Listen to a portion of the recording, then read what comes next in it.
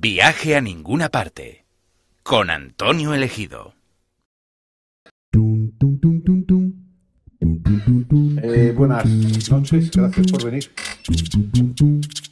Vamos a pasar un momento la palabra a don Nacho. Don Ignacio Noguera es licenciado en antropología, es un buen amigo, buena persona, y es al que siempre le doy la lata y le digo, tienes que presentar. Y presenta. Y es lo que vamos a hacer. La conversación de hoy es sobre la felicidad. Don Ignacio. Pues eso, yo no sé, yo espero la sorpresa de Antonio de lo que va a hablar. Sé que nos va a hablar desde un punto de vista filosófico y algo más, muy interesante. De entrada, la felicidad todos... Creo que nos interesa a todos, ¿no? Seguramente los que venimos a ver una charla y tal, porque es una búsqueda constante, ¿no? Leyendo sobre el tema me encontré con una frase muy graciosa del filósofo Arouet, francés, ¿no? Que decía que buscamos la felicidad igual que los borrachos buscan su casa, ¿no?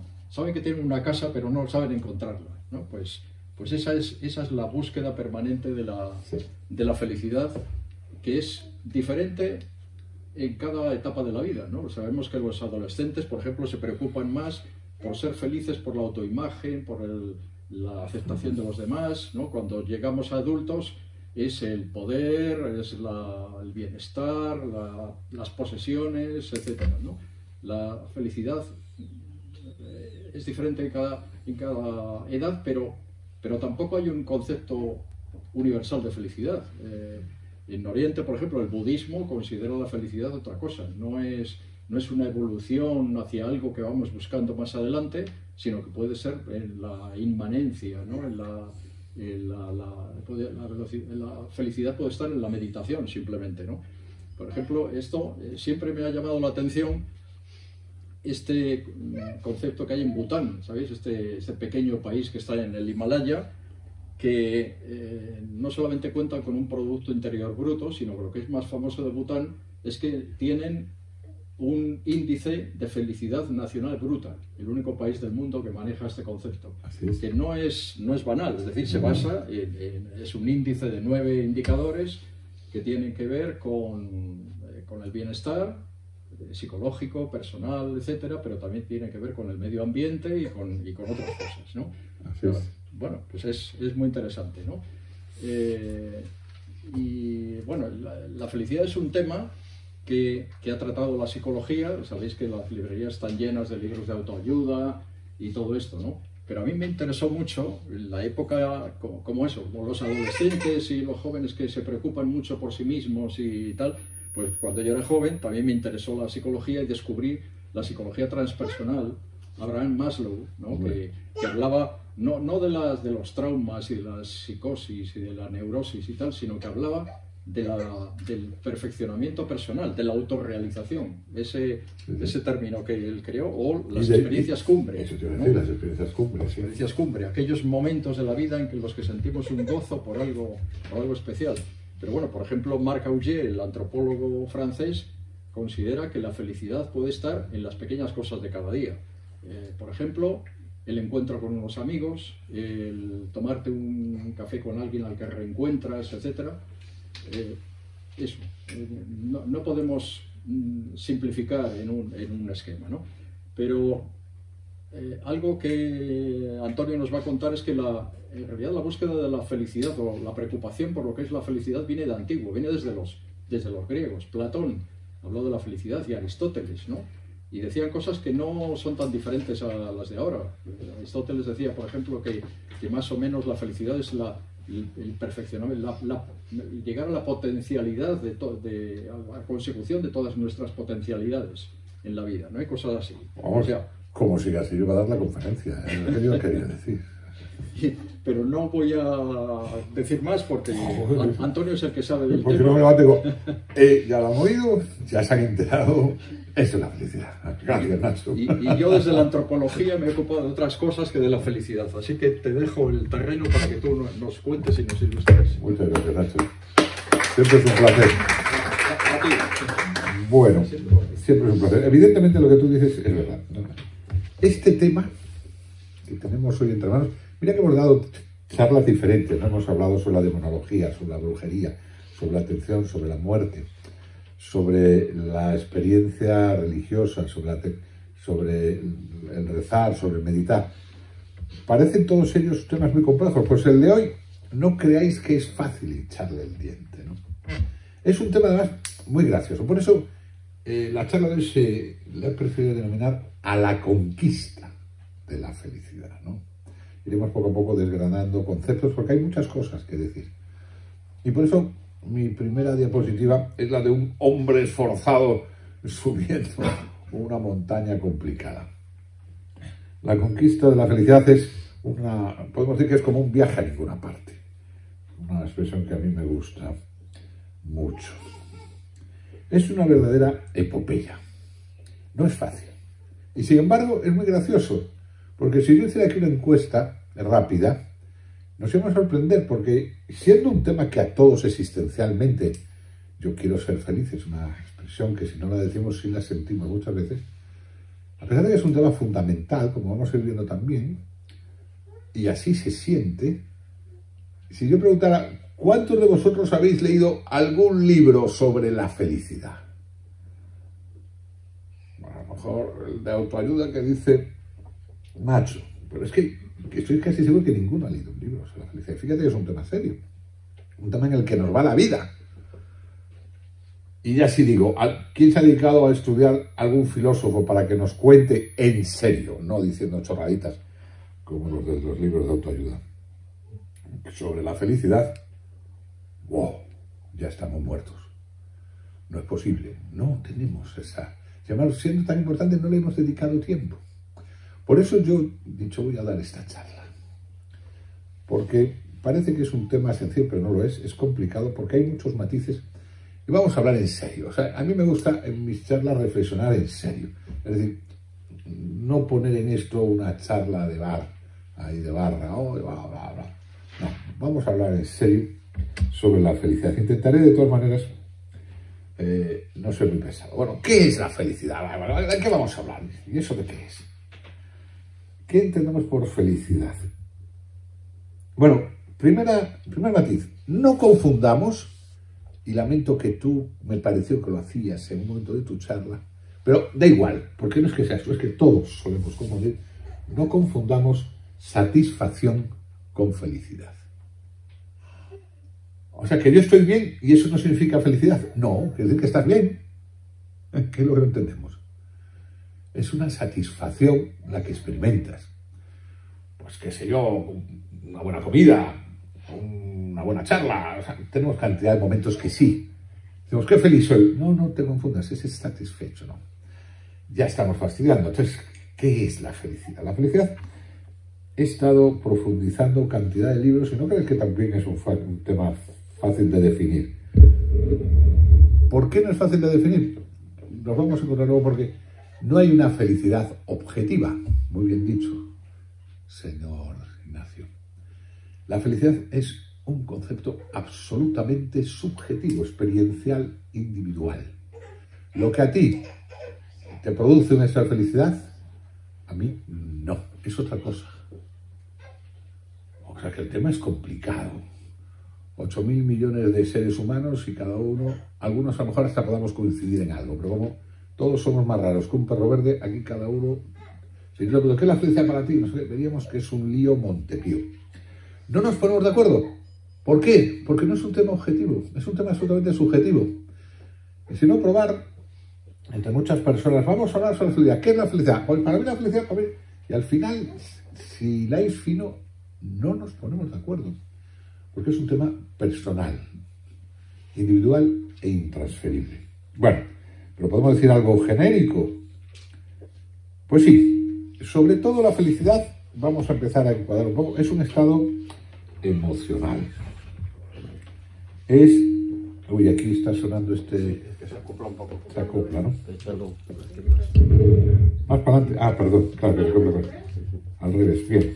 Es que como estén a la misma altura que el Bueno. mal. A ver ahora. Así que Ahí, perfecto. es un estado emocional duradero que implica la capacidad de experimentar placer en las actividades diarias, tener un sentido de propósito y sentirse satisfecho con la vida en general. Es decir, que esto de la felicidad es como un estado genérico, mucho más amplio, y eso nos vamos a tener que volver más allá, porque hay mucha gente que en el mundo en que vivimos que es infeliz. Muchos. Así que este estado de ánimo, incluso se lo preguntamos a gente y no. La famosa felicidad que diferenciamos de un estado de ánimo es algo complicado. Diríamos que la mayoría de la gente no se denomina que es feliz.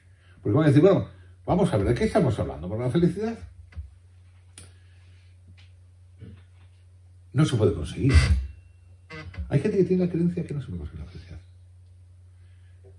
Aquí hay una especie de síndrome, por llamarla así, que se aplica a Lord Byron, que dice, solamente son felices los ingenuos. Solamente son felices los que no tienen preparación intelectual. Los tontorrones, podemos decir. Así que los listos se curan el salud diciendo yo no puedo ser feliz porque soy un tío listo. Y sabemos que las cosas no son fáciles, no se puede ser feliz. Ah, no podemos ser felices. No. No es posible. Vale. No solo no es posible, sino que es una gilipollez. Y perdón por la expresión. Solo para los simples. No puedes conseguir la felicidad en la vida porque te vendrá una persona religiosa. La felicidad solo vas a conseguir cuando te mueras con Dios. Aquí has venido a un valle de lágrimas, a pasarlo duro. Joder, aquí no nos enteramos. Está lo que tú decías, Nacho, del todo a 100, el recetario. Hay varios recetarios famosos, no solamente los de Estados Unidos hechos de $1. Bertrand Russell, el gran filósofo, premio Nobel, padre de la lógica matemática, pues tiene un libro que se llamaba, y de ahí he cogido también parte de el título de esta charla, La conquista de la felicidad. Bueno, luego hablaremos de que hubo un emperador filósofo muy inteligente que también nos da como una serie de pequeñas recetas. Marco Aurelio. O sea, si vamos a leer a Marco Aurelio, vamos a ver que nos dice, bueno, Schopenhauer también nos da un recetario, nos da como 50 puntos para ser felices. Pero bueno, yo creo que si usted hace estas cosas, usted podrá llegar a tener ese estado que tenemos, que es un estado de ánimo. Pero es poco serio lo que estamos hablando, ¿no? O sea, no tiene consistencia. Estas posiciones ante la felicidad, pues eso y nada es lo mismo. Pues qué sé yo. Además, el recetario depende de la mirada del que te lo dice. Por ejemplo, yo he visto recetarios en los que es muy importante, lo vamos a ver, bueno, aquí lo tenemos, el 20 de mayo de 2012, lo que tú decías, el Día de la Felicidad, se publica a partir de ahí, de marzo, se publica el reporte de la felicidad mundial, la ONU. Hay un reporte. España, por cierto, estamos en el puesto 36 de los países felices, ¿no? Antes éramos el 29, son 143 países, ¿no? Pero ahora estamos en el 36. Y lo hacen en base, ese estudio mundial, 143 países son muchos, en base a 6 factores, que era lo que justifica lo que vamos a deciros. como es la ONU, y la ONU sobre todo es Estados Unidos y Europa y los países occidentales, que son los que mandan, ¿cuáles son los criterios para ser feliz? Porque claro, dice, bueno, ¿en qué hace usted que este país es feliz? Y te dice, pues mire usted, el apoyo social, la libertad para tomar decisiones. Claro, los demócratas estos quieren que tengan libertad para tomar decisiones. Generosidad, esperanza de vida, Producto Interior Bruto. Vemos esa mentalidad capitalista detrás de lo que son los criterios para la felicidad. Y el último ya, te mueres. Usted será feliz, ese país es feliz. Hay, según el indicador de la percepción ante la corrupción. Ellos están metiendo ahí toda su moral en lo que ellos consideran cómo son los países felices, ¿no? Por supuesto, siguiendo estos criterios, ¿cuáles son los países más felices? Finlandia, Dinamarca, Islandia, Suecia. ¿Y cuáles son los menos felices? Afganistán, Líbano, Lesoto, Sierra Leona. Tiene trampa ese informe de la ONU. No, es que el informe de la ONU somos el país 36. Pero vamos a ver, ¿con qué metodología se hace? ¿Con qué criterios? ¿Con qué valores? No me vale en absoluto. Intentan sistematizar algo que es absolutamente imposible de sistematizar desde ese punto de vista, ¿eh? Bueno, luego ya están... Yo me meto siempre en todas las charlas que he cogido porque yo llamo los listos de la época. Si tú quieres encontrarte con un listo de la época, dirá que él es neurocientífico. ¡Wow! Esa palabreja es seria, ¿eh? Neurocientífico. Es el que te traduce a nivel cerebral todo lo que está pasando. Están de moda. Cualquier listo te habla de que la neurociencia dice, es como antiguamente en el medievo. Magister dicit. El maestro dice. Ahora es la neurociencia. Claro, todo lo que sea científico es lo que manda. La ciencia dice. Y lo que dicen son verdaderas tonterías. ¿Qué dicen estos? Hombre, que la satisfacción tiene que ver con la dopamina, la felicidad con la serotonina, la hormona del bienestar, y el amor con la oxitocina. Que ya son felices, ya han puesto nombre a las cosas, se han dado cuenta que cuando pasa algo no sé qué te ocurre, con qué tipo de hormonas, con qué tipo, y ya está. Con eso, poniendo nombre a las cosas, se creen que las explican. Es muy propio de la época actual. Pone nombre, los científicos dicen que para la felicidad la serotonina. Y el tonto que me escucha dice, sí, la serotonina, es verdad. ¿Y qué? ¿Qué me estás diciendo con eso? No me estás indicando la causa, me estás indicando un efecto cerebral. Ni me estás diciendo, no, es que se muestra la neurociencia que todo es físico. No, perdón. La neurociencia me está mostrando que hay a nivel cerebral efectos físicos de otro tipo de cosas. No me estás diciendo nada más. Si es físico, si es espiritual, o sea, lo que sea. Ni de la mente, no, es que la ciencia... Muchas tonterías se dicen. Bueno, pero dejemos de hablar de tonterías, ¿no? Es alarmante el número de infelices de la época actual. Incluso hay que decir que nunca ha habido tantos infelices, tanta gente sufriente como ahora. ¿Qué me está usted diciendo? Bueno, una cosa que sí tenemos en esta época son las encuestas. Y empezamos a tirar de encuestas, ¿no?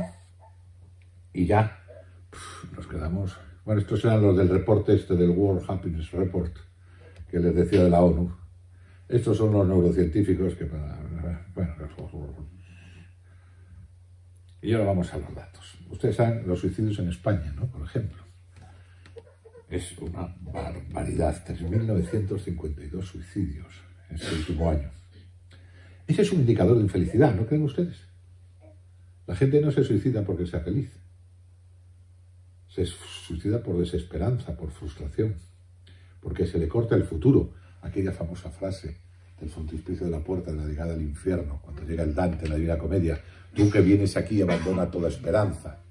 Quita la esperanza, quita el futuro a una persona y ahí sí que está muerto. Entonces la gente va... Es un mal, una lacra tremenda. En el primer semestre, solamente en 6 meses, ¿cuántas bajas laborales por salud mental en el caso de España? tenemos 337.362 bajas por... ¿Qué más datos? Vamos a ver. En la escala de países felices ya hemos dicho que éramos el 36. Hola. Eso es música para mis ojos, para mis oídos. Así que a nivel de datos, ¿cuántos millones de depresivos hay en este país? 2,5 millones de depresivos. ¿Cuántas personas sufren ansiedad? Que ellos lo reconozcan. 5,6 millones de personas. En los últimos 7 años España aumentó el consumo de opiáceos. Según el Ministerio de Sanidad, España es el tercer país en consumir fentanilo, que ya saben ustedes que está con el tema de, en Estados Unidos, cantidad de suicidios y dependencia, ¿no? Que es un opiáceo. Eso para no hablar de las drogas legales. En este país, por ejemplo, el alcohol, y a mí me parece mal que la gente beba lo que pasa. ¿Cuántos de ustedes no han oído eso de, es que necesito un puntito? Ahora entre los jóvenes está la puñetera costumbre de que se van de juerga y lo primero que hay que hacer es colocarse. Para conseguir un puntito. Ese puntito para ellos es que les coloca en un estado de felicidad, en un estado agradable. Bueno, para mí, indicadores de infelicidad. Así que el tema, si lo miran, lo tenemos mal. Indicadores de... Bueno, además es muy gracioso. Hay un filósofo, no es filósofo, sociólogo francés, que a lo mejor lo han oído ustedes, que es Gilles Lipovetsky. Tiene un libro que se llama En la era del vacío. Esta es la foto 11.1.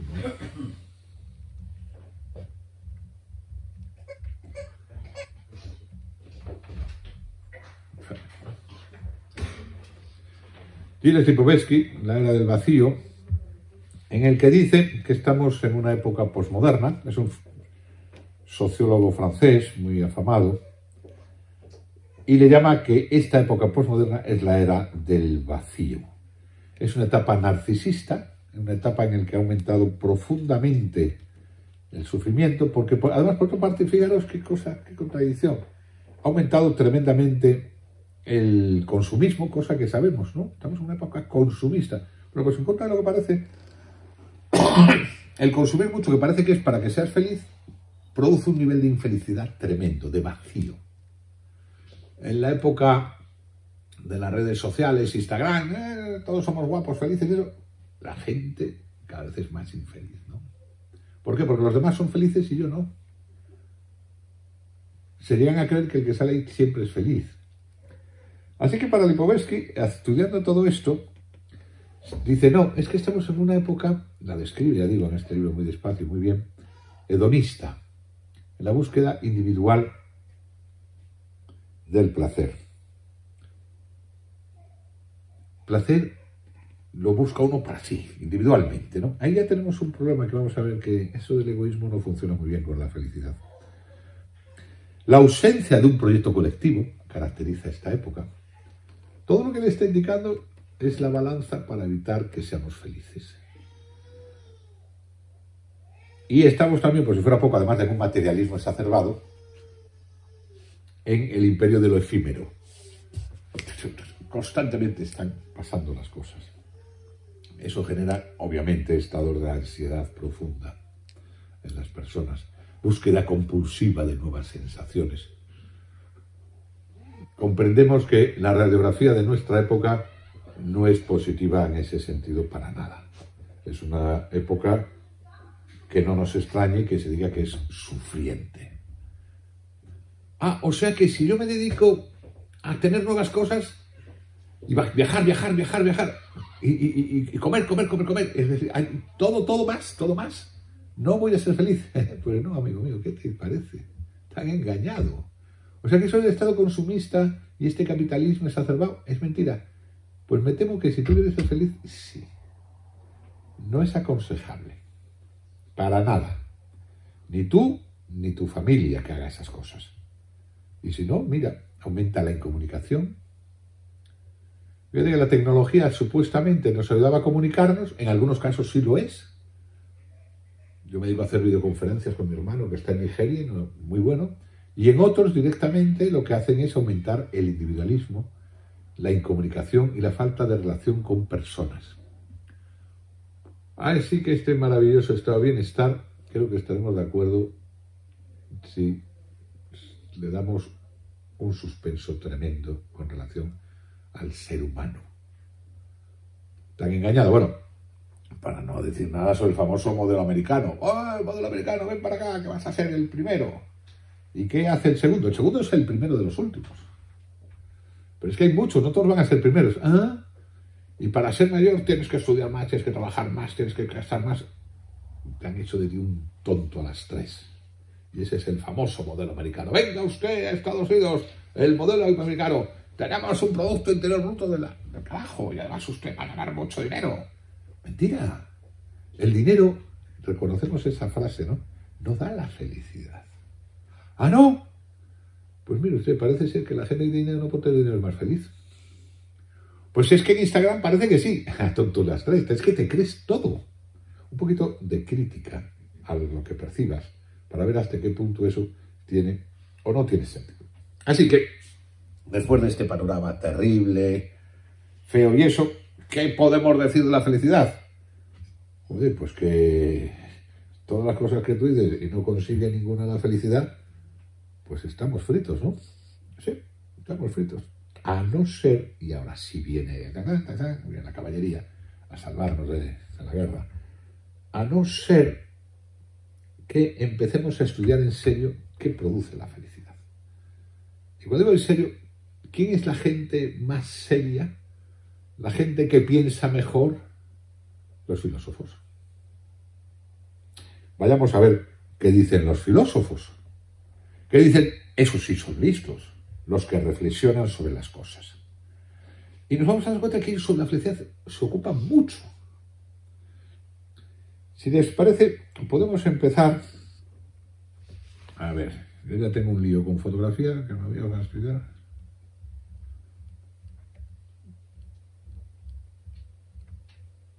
Pues nada. Aquí está.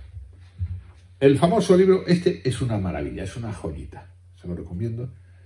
Leyendo a Descartes, que es ese tío feo de la derecha, en las cartas, que es el objetivo del libro, a Isabel de Bohemia. Ya saben ustedes, Descartes, ese filósofo que decía, cogito ergo sum, pienso lo que existo, el padre del racionalismo, solo sé que no sé nada, y empieza a construir un pensamiento serio y poderoso del cual somos hijos en esta época. Pues aquel hombre tan serio que criticaba todo, tenía una serie de cartas con su amiga Isabel de Bohemia, en el que dice que las almas vulgares, le dicen una carta, voy a citar de memoria porque no tiene desperdicio, intentan conseguir en vano la felicidad por medio de la fortuna. Es decir, por medio de la casualidad. ¿Usted cómo hace para ser feliz? Ah, pues mire, como el chiste aquel que iba a Caperucita por el campo, ¿no? Una amapolita, 2 amapolitas, 3 amapolitas, coño, una seta. Pues lo mismo, voy por la vida, anda, la felicidad, oh, la felicidad, ¿cómo estás? Te he encontrado. Así, va a bajar del cielo, ¿no? Dice Descartes que eso es lo que hace la gente vulgar, se dedica a eso. Como que va a surgir, porque somos guapos y agradables, en nosotros mismos, ¡pum!, soy feliz. Dice, mira, veamos lo que dicen los antiguos, dice ya Descartes. Por ejemplo, Séneca. Séneca era un filósofo de raíz española. En su libro De Vita Beata, sobre la felicidad, dice: todos los hombres quieren vivir felices, pero al ir a descubrir lo que hace feliz la vida, van a tientas. Poco serios. Y otra cosa que dice: nos salvaremos si nos separamos de la opinión de las masas, dice Séneca. Lo que dice la mayoría, ya que la mayoría es infeliz. Hace falta utilizar el propio raciocinio y basarse en la experiencia y no en las opiniones. Esto es como para ir generando un poco la condición de si vamos a ser buscadores de la verdad, como aquel grupo de Gurdjieff, y vamos a ver si vamos a buscar esto de la felicidad. Pues mire, se puede ser feliz si usted, ¿cómo decía? ¿Cómo decía este?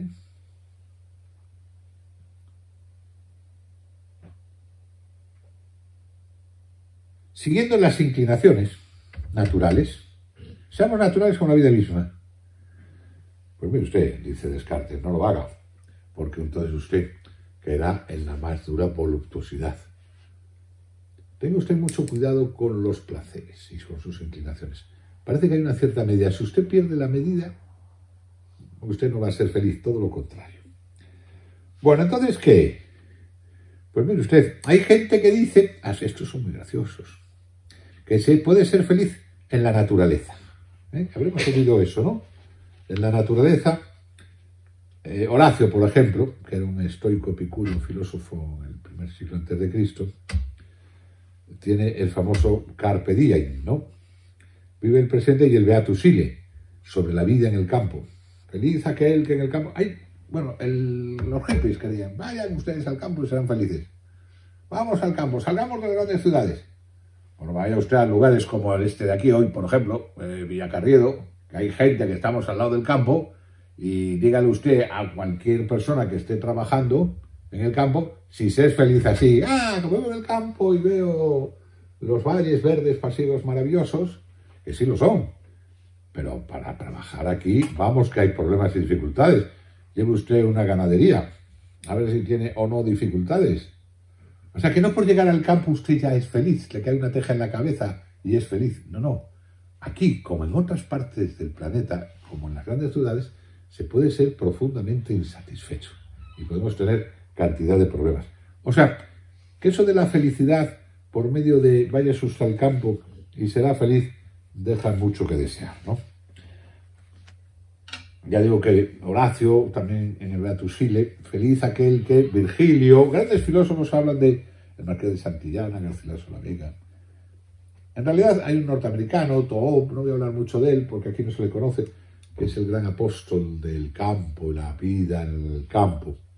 Hombre, estamos de acuerdo que los que hemos venido aquí viviendo en las grandes ciudades nos quitamos mucho estrés, pero no solo por el hecho de venir. Es verdad que las ciudades son duras y difíciles y cada día no tienen alma, son más duras. Pero bueno, usted viene aquí y aquí tendrá que cambiar sus formas de acción y etcétera. Y entonces tal vez, pero no por el hecho de venir aquí usted va a ser feliz.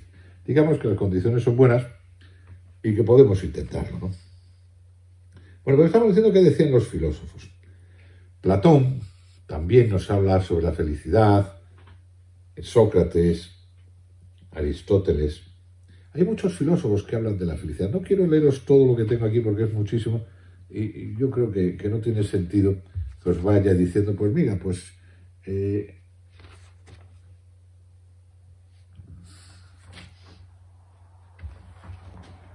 por ejemplo,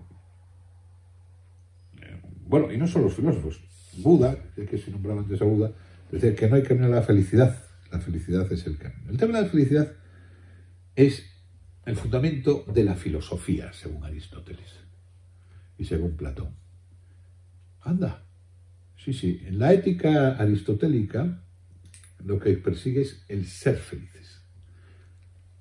O sea que el pensar, el comienzo de la filosofía, el amar al conocimiento, es para ser felices. Eso no nos lo pensábamos, ¿no? Pues sí, señor. Todos estos filósofos dicen, no, hay que estudiar para ser feliz. Hay que estudiar. ¿Cómo es eso de que hay que estudiar? ¿Dónde se estudia? Bueno, mire usted, lo que tiene que hacer es desarrollar, entre otras cosas, lo que tiene que hacer es aprender a atenderse. ¿Por qué atenderse? Sí, porque el hombre feliz es el que va a encontrarse dentro de sí aquellos aspectos que le hacen infeliz. Y por otra parte, el hombre feliz, y de ahí surge la ética, tiene que aprender a ser un hombre justo.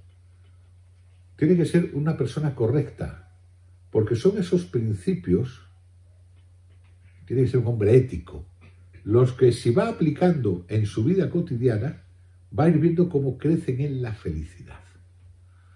Crecen en la felicidad, como que la felicidad no es algo estático, sino es algo que puede ir haciéndose más grande. Entonces, eso ya nos lo recomiendan estos filósofos que os he nombrado. No voy a leer toda su obra para que justificarlo. Si lo queréis, como lo vamos a subir a YouTube, pues podéis mirar los textos que voy a colocar. Entonces, claro, para estos filósofos, Séneca, Platón, en su libro Gorgias, nos habla sobre la felicidad. Aquí te he traído a mi mentor, que le estoy muy agradecido, Mario Rodríguez Cobos, que es miembro de la Academia de Ciencias, no miembro de la Academia de Ciencias, le hizo doctor honoris causa en Rusia. Mario Rodríguez es uno de mis mentores. Tiene una frase que a mí me parece fantástica, que dice: si no crece en ti la felicidad o el sufrimiento, no me interesa tu ejemplo. Si no crece en ti la felicidad y superas el sufrimiento, no seguiré tu ejemplo. Y luego dice: en ti y en quienes te rodean. Y este es un salto muy importante, porque la conquista de la felicidad no es un tema que solo te competa a ti mismo. Voy a sintetizar un poco las cosas que he dicho últimamente. Tienes que estudiar, tienes que atenderte, tienes que analizar, tienes que basarte en la experiencia, y no es un tema únicamente personal, sino que dice: en ti y en quienes te rodean, la felicidad, rechazaré tu ejemplo. Tiene que ver con la acción en el mundo y tiene que ver con los demás también, con tu próximo. Así que ya aquí estamos diciendo muchas cosas. El egoísta no va a ser feliz, olvídate. La persona que va a tontas y a locas no va a ser feliz. La persona que no se atiende y reflexiona sobre sus motivos de infelicidad y modifica en la conducta no va a ser feliz. Y la persona que no se ocupa de su próximo no va a ser feliz. Bueno, ya estamos dando unas cuantas pistas, ¿eh? Estamos indicando que hay una serie de aspectos que te van a hacer, según los filósofos, que consigan la felicidad. Y luego te dicen también: y tampoco es feliz el pesimista. Tienes que ser optimista. O sea que esos que están todo el día, no. Y ya Schopenhauer dice: y los envidiosos tampoco serán nunca felices. Vaya. O sea que aquí sí podemos hablar de que la gente que sabía mucho y que filosofaba, ellos sí dan una serie de recomendaciones. Por ejemplo, la felicidad tiene que ver con la sabiduría y la virtud, dice Platón. Eso es lo que estaba yo diciendo, ¿no? Con una ética y con un estudio y un conocimiento.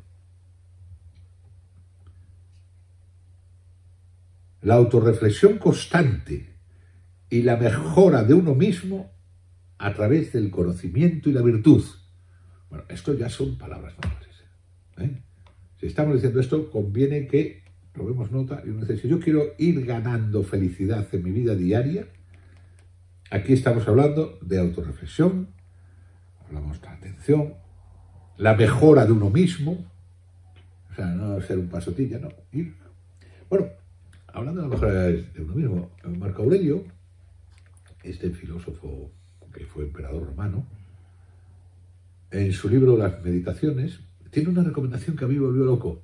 Dice: todos los días, antes de dormir, pregúntate: ¿qué he hecho bien? ¿Qué he hecho mal? ¿Y qué puedo mejorar mañana? ¿Ves? ¿Qué autoanálisis más sencillo?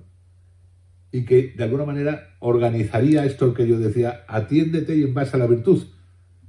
No te voy a decir, porque cada persona puede tener, digamos, su código ético moral, si eres de una parte de la tierra o de otra. Pero fíjate que bien lo dice Marco Aurelio. Bueno, a eso me estoy refiriendo con la virtud. Y a la sabiduría. La sabiduría, es decir, si tú no reflexionas, si tú no atiendes, si tú no analizas, viendo lo que es bueno, lo que es malo, lo que hace bueno y malo también a los que te rodean, y tú no luchas por ello y no intentas mejorar, no vas a resolver nada. Así que eso lleva a decir a Aristóteles, el gran padre de la filosofía, junto con Platón, el padre de la filosofía nuestra, dice, pues mira, la felicidad tiene que ver, sobre todo, depende de nosotros mismos. Pero yo es que creo que hay cosas en la vida que son problemas, ¿cierto? Y no depende de ti, ¿verdad? Bueno, evidentemente. Es decir, un accidente o una desgracia tremenda, como decía aquel otro, un golpe helado, un manotazo horrible me ha derribado, ¿no? Decía el poeta. Pues sí, y obviamente es un tema terrible. Aunque no cabe ninguna duda, y ahora lo vamos a tocar, este aspecto, que es el aspecto aparentemente negativo de lo que estaba diciendo, ahora cuando hable de Víctor Frank, veremos que hay otra cosa que nos ayuda a superar eso. Así que para Aristóteles, la ética aristotélica, él le llama eudemonista, es un nombre que le da, tiene como objetivo la felicidad.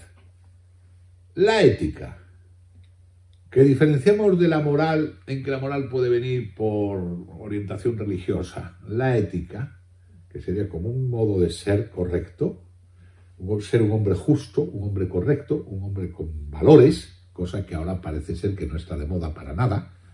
Lo que está de moda es ser mentiroso, luchar por sus propios intereses. ¿Cuánta gente te dice, oye, es que esto no te lo puedo hacer porque me perjudica a mí? Coño, por eso me gusta a mí leer a los clásicos, porque los clásicos hablaban del bien de la mayoría, hablaban de ayudar a otros. Estoy hablando de los clásicos, los filósofos, no de las religiones, que también. Esa forma de ser es lo que va ayudando a la felicidad. Y el egoísmo, la encerración, produce, por supuesto, la ignorancia, produce vacío, sufrimiento, etcétera, etcétera, que era lo que hablábamos al comienzo. Esta sociedad está enferma porque es una sociedad egoísta. Y nosotros estamos enfermos si somos egoístas. Y si no tienes amigos, estás viviendo encerrado y solo te preocupas por ti, por mirarte a ti mismo, por tu bien, y que el que está al lado tuyo no, pues tipo, bienvenido al mundo de los sufrientes. Porque cuanto más pase, más sufriente. Por el contrario, si eres una persona correcta, con valores, justa, que va analizándose y va viendo lo mejor, y va aplicándolo en la vida, y va creciendo y va reflexionando, bienvenido al mundo de los justos. Tú eres una persona interesante. O sea que no es un tema romántico. ¡Oh, lo romántico! No, que lo único que me importa soy yo. Pues en tu búsqueda vas a tener tu perdición.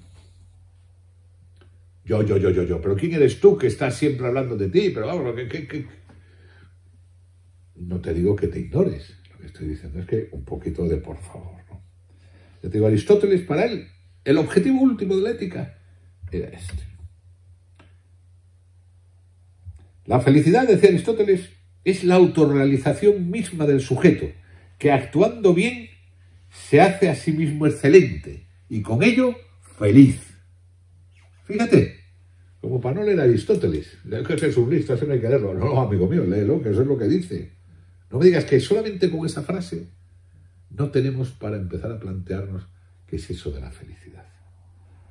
No estamos hablando de cualquier predicador, no, estamos hablando de gente seria, dedicada al análisis, al estudio, a la reflexión. Son los hombres pensantes de la historia de la humanidad. Esos son los que estamos aquí citando. Nuestras buenas acciones, y no hablo de religión, hablo de Aristóteles, dice, nuestras buenas acciones tienen una repercusión real en nosotros y hace que estemos bien. No, esto es muy interesante, pero, joder, de vez en cuando merece la pena estudiar algo. Porque llega a esa conclusión, podría deciros como como Aristóteles, como Platón, como Séneca, así. Está bien, ya, no os voy a aburrir. Pero vamos viendo por dónde va el tiro de lo que quería hoy comentar, ¿no? De la felicidad. Y aquí, en este momento, yo diría, vamos a ponerle la guinda al tema. No sé si conoceréis a un psicólogo llamado Víctor Frank, padre de la tercera escuela vienesa de psicología. Víctor Frank es un psicólogo hasta hace poco, murió creo que en el 70 y mucho, 1970 y pico, 1980, es decir, que vivió bastante. No estoy hablando ya de Sócrates o Platón o Aristóteles. Bueno, pues Víctor Frank era un psicólogo judío que estuvo en 4 campos de concentración, entre ellos Mauthausen y este otro tan famoso, Auschwitz. Pasó años, un par de años creo que pasó en Auschwitz. Eso me recuerda, yo cuando estuve en Moscú tomaba café con los jóvenes filósofos, estaba la perestroika, me interesaba saber lo que pensaban ellos, a ellos les interesaba saber qué ocurría en Occidente, y teníamos unos cafés de muchas horas, porque los rusos hablan, yo llevaba café y ellos hablaban, yo también hablaba, pero ellos hablaban, muy interesante. Me acuerdo que ahí hubo una vez uno de estos, eran demócratas todos, están buscando la nueva Rusia, diferente del Partido Comunista, ya digo, de la perestroika y todo esto, la apertura, la glasnost, la transparencia. Y uno de ellos a mí me dejó, no lo he olvidado nunca. Había estado en un gulag, porque claro, en la época del comunismo, a todos aquellos que buscaban democracia, no sé qué, ¡hala!, a Siberia. Y un gulag es una cosa muy seria. No sé si habréis leído Archipiélago Gulag de Solzhenitsyn. La de Sand de Solzhenitsyn. 50 bajo cero. Donde estaban era Duralita, el frío entraba por todas partes. Y a mí me interesa, porque como decía Unamuno, ¿no? A aquella persona que le han pasado cosas interesantes, hazla así con el dedo que te lo cuente. Nada de mirar a otro lado, ay, pobrecito. No, cuéntame, ¿qué pasó? ¿Qué te hicieron allá? ¿Cuál es la conclusión más fuerte a la que llegaste? Dice, mira, allí nuestros carceleros intentaban que nos olvidáramos que éramos seres humanos. Y lo hacían de forma muy simple. A lo mejor estábamos 4 o 5 muertos de frío, imagínate la situación, y llegaba uno con una manta y la tiraba, para que nos pegáramos por la manta, para que perdiéramos nuestra humanidad, nuestra empatía, nuestra solidaridad con el otro. Claro, aquí ahora mismo en esta época diría uno de aquí de Occidente, no, es que es mi interés, es que si no me muero yo, que se jodan los demás. Bueno, pues no, estos no lo hacían así. Estos se preocupaban unos por otros. Lo mismo lo hacían con la comida. Estábamos todos hablando, cogían un mendrugo de pan y lo tiraba al medio para que nos peleáramos. Dice, todo su interés de los carceleros estribaba en que perdiéramos nuestra humanidad. Y todo nuestro objetivo y nuestro interés es que no lo consiguiesen. Wow. Enseñanza de vida importante. Bueno, pues Víctor Frank estuvo en Auschwitz y te cuenta en su libro. A ver, Víctor, ¿dónde estás? A ver. Yo es que lo tenía ordenado de una manera, pero como me dijeron, no sea muy pesado, pues como os lo cuento de otra manera, pues eran mis famosas diapositivas. El famoso Séneca, Marco Aurelio Nietzsche, el manual de Epicteto, Filódemo de Gadara. Wow. Víctor Frank. El hombre en busca de sentido. Si podéis leerlo. Es muy interesante. Pues claro, sus reflexiones le llevan a decir, claro, lo que no pasaba en... Imagínate Auschwitz. O sea, si a mí me hablaba aquí este hombre de Gulag, de Siberia, no te digo yo lo de Auschwitz, ¿no? Que todos lo hemos oído, es una salvajada tremenda, ¿no? Contra las personas. Y ahí estuvo durante 2 años y él le hablaba de eso, ¿no? Y dice algo que es, insisto, la guinda para el tema de la felicidad. Me decía, ¿cómo puedes ser feliz en situaciones tan tremendas de dolor humano, ¿no? Yo lo voy a utilizar como ejemplo de cualquier desgracia que ojalá no tengamos nunca, pero que por desgracia a veces tenemos. Como indicador de eso te hablo de la experiencia de Víctor Frank. Es sufrimiento terrible, o sea, el que vivía allá, ¿no? ¿Cómo puedes conservar la esperanza? Porque parece ser que esto de la felicidad, la esperanza tiene que ver con el futuro. O sea, eso del futuro es muy importante, no cerrarlo. Si lo cierras ya no tiene sentido, te pegas 3 tiros. Fíjate lo que he dicho. Ya no tiene sentido. Anda la leche. Eso es lo que hace, ahí el título del libro, En búsqueda del sentido. Tienes que darle sentido a tu vida, que es lo que dice Víctor Frankl. El gran tema que viene a complementar la felicidad que estoy hablando es el sentido de la vida. Es impresionante reflexionar sobre que tu vida tenga sentido. Debes hacerte tú esa pregunta. ¿Mi vida tiene sentido? ¿Tengo un sentido que me mueve todos los días e incluso toda mi vida? ¿Tengo un sentido suficientemente fuerte que me lleve más allá del presente, pero aún así lo tengo? Ese tema es fundamental. Decía Víctor Frankl, sin el sentido de la vida no lograremos entender la superación del sufrimiento y la conquista de la felicidad en situaciones extremas. Eso no quiere decir que no sufras. Fíjate lo que yo hablaba al comienzo de la charla, diferenciando la felicidad, que decía, a ver, ya a esta altura ya mis papeles naufragan todos, como debe ser. Ah, no, estaba aquí. ¿Te acuerdas que te decía? Diferenciar de la satisfacción. Diferenciar del sufrimiento. Es que si sufres no puedes ser feliz. Puntualmente sufres, pero dentro de un ámbito porque tu vida tiene sentido. Es lo que te va a ayudar a reconvertir y a superar esa situación sufriente. Sin eso, difícil lo tienes, compañero. Muy fuerte el Víctor Frankl. Muy fuerte. A mí me parece. Y bueno, y ya hablando de estas cosas, en el sentido de la vida, que es la recopilación de charlas y comentarios que sobre siglos sobre el sentido de la vida, porque también él lo hace, ¿no? Él hace una charla en el año 1980 y pico en Río de Janeiro sobre el sentido de la vida, que es espectacular. De verdad, si podéis profundizar en este concepto, el sentido de la vida. ¿Tu vida tiene sentido? Esa es la pregunta que debes hacerte. Y si no, conquista el sentido de la vida. Y tenéis una cosa concreta. Pero que tenga, o sea, el sentido de la vida es como algo que te lleva hacia el futuro, que te lleva hacia adelante, que te ayuda a incorporarte. Víctor Frankl decía que era el tema fundamental, que él sabía que un compañero preso iba a morir porque no daba sentido a su vida. Y él sabía que había gente que lucharía hasta el final porque tenía su vida, tenía sentido. Y de cosas muy pequeñas, dice. O sea, por ejemplo, para Víctor Frankl, su sentido era poder escribir en un libro todas las experiencias que iba teniendo, ¿no? Qué interesante. O para un músico que él conocía, poder llegar a... Eran cosas pequeñas. O para otro, el encontrarse con su mujer y sus hijos.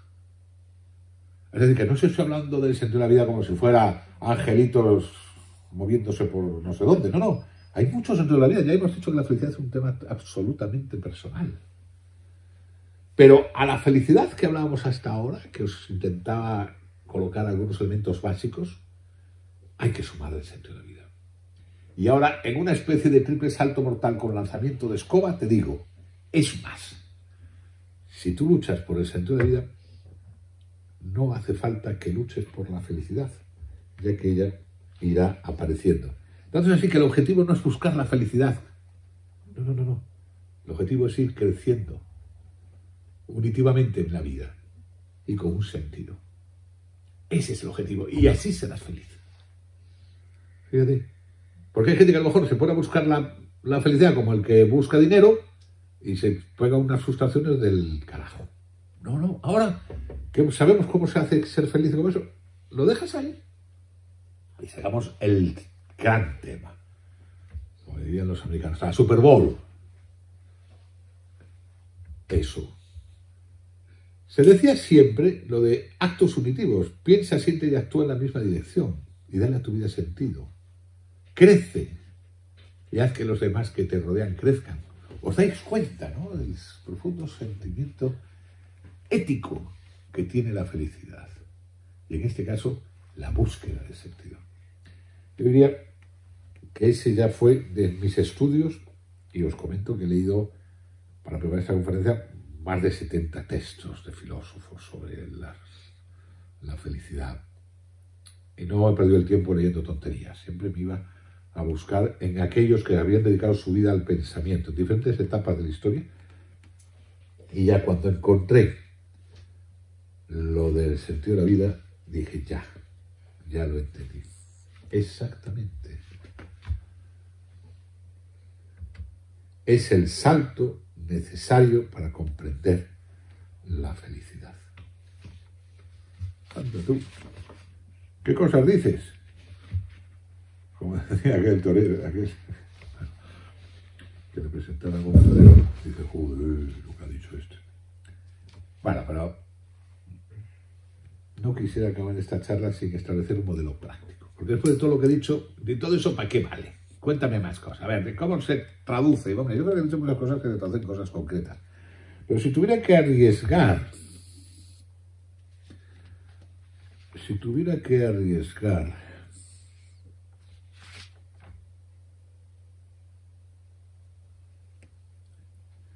a estas alturas de la conversación, una síntesis o un modelo de lo dicho, yo diría, punto 1, intenta ser optimista, compañero. Intenta ver las cosas bonitas de la vida, agradables, como hacían los famosos estoicos y los epicúreos, que no hablo de ellos y tenía que hablar mucho, porque son gente muy interesante. Pero bueno, hemos dicho que no vamos a citar muchas cosas, sino intenta ser una persona optimista, que ve las cosas buenas de la vida, que sabe agradecer lo positivo de la vida. Fíjate que hay cantidad de cosas al cabo del día que puedes agradecer. Con amigos, con familiares, contigo mismo, sensaciones, cuando vas paseando, lo que tú decías de Maslow, ¿no? Esos momentos cumbre, vas paseando y te dices, te quedas un poco extasiado. Qué cosas bonitas, cuántas cosas positivas. Y las vives que no, acumula todo eso. Eso es muy importante para ser feliz, ¿no? Como decían en mi pueblo, es de bien nacido ser bien agradecido. Agradece a la vida, como decía esta cantante sudamericana, ¿no? Gracias a la vida que me ha dado tanto, ¿no? Y todos los días seguramente se puede. A esa suerte de optimismo y mirada positiva, es una mirada. Es verdad, es como ves las cosas. Sí, Nietzsche lo contaba en un libro maravilloso. Nietzsche es un fascista, es un cabrón, nazi. Tú vuelve a leer a Nietzsche y te enteras quién coño era Nietzsche, que no lo has leído en tu vida. Nietzsche es un tipo muy interesante. Bueno, en su libro Filosofando a martillazos, y yo lo cito siempre este libro, él habla de la vida contemplativa. Anda, que ahora hay que ser monje. No, contempla la vida, no que pase. Contempla la vida. ¿Y cómo se contempla la vida? Y dice Nietzsche, para la vida contemplativa tienes que aprender a ver de un modo nuevo. Tienes que aprender a mirar, tienes que aprender a darle importancia. Dice, tienes que aprender a ver, a pensar, a hablar y a escribir, decía Nietzsche. Tienes que aprender a ver. Y ahí vamos a lo que decía Horacio, ¿no? Carpe diem, vive el momento. Que tu atención, y aquí vuelvo a un tema que ya dimos otra charla hace tiempo, la atención, atiende desde que te levantas. Que tu mirada sea una mirada atenta.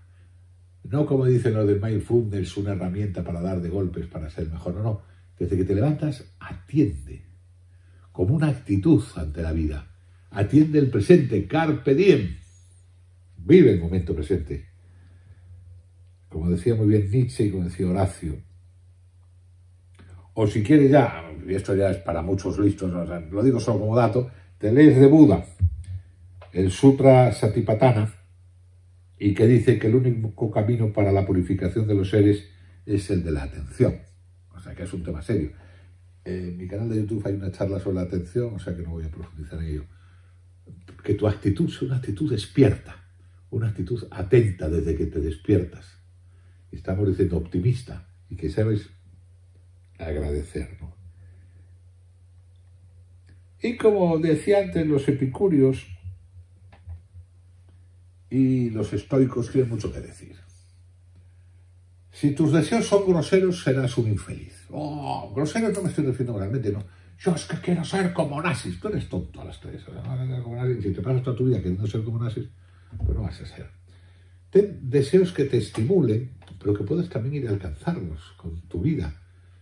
Y no quieras tonterías. Por eso digo, los estoicos y los epicúreos estaría bien. Si persigues el placer, te encadenas al sufrimiento, pero en tanto no perjudiques tu salud, goza sin inhibición cuando la oportunidad se presente.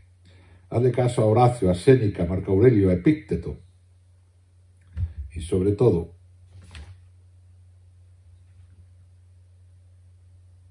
verás que esa actitud que estamos hablando tiene en cuenta al otro, al que te rodea. Eso decíamos, si en ti y en que te rodea no crece la felicidad, rechazaré tu ejemplo. Eso, sea una persona correcta que se preocupa de la gente que tiene al lado.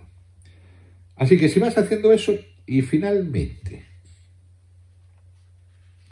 te das cuenta que dentro de ti hay una cosa que algunos llaman el sí mismo y aprendes a conectar contigo mismo, aprendes a meditar, aprendes a reflexionar, aprendes a conectar contigo mismo, yo creo que ya tienes los elementos básicos o una forma concreta para ser feliz en la vida diaria. Soy una persona templada, correcta, sin excesos. Aprende a ser feliz con la belleza de las cosas, las amistades, un libro, una música, una foto, un entorno de la naturaleza. Y que tu vida sea correcta, comedida, y verás cómo te haces una persona muy feliz. Y cuando venga algún golpe de esos que vendrá seguramente, por desgracia, que te tambalee y sufras, verás que podrás salir de ese sufrimiento. No que no vas a sufrir, porque ¿cómo no vas a sufrir ante ciertas cosas? Y no voy a poner ejemplos porque se me pone carne de gallina. Claro que sufres ante estas cosas, pero se trata de seguir creciendo. Porque incluso, y ahí ya no voy a entrar porque sería excesivo, incluso del sufrimiento se sacan grandes enseñanzas. Y no voy a entrar porque eso ya es un tema muy complejo y sería como justificar el sufrimiento y no lo justifico, pero incluso en momentos duros, si tú reflexionas correctamente, tienes una cabeza adecuada a la hora de mirar esa situación y en tu vida hay un sentido, verás que lo superas y sales fortalecido. Y así se podrá decir cuando alguien te pregunte, ¿tú eres una persona feliz? Pues, ¿qué quieres que te diga? Razonablemente sí soy feliz, por supuesto. Así que finalmente yo voy a acabar. Digo, ¿cómo vas a acabar esta historia? Bueno, pues voy a acabar con, este era lo del Buda que decía, con esta foto que me encanta. Ojalá podamos decir, como dice esa niña en su texto, podamos decir nosotros, la felicidad me queda bien. Muchas gracias.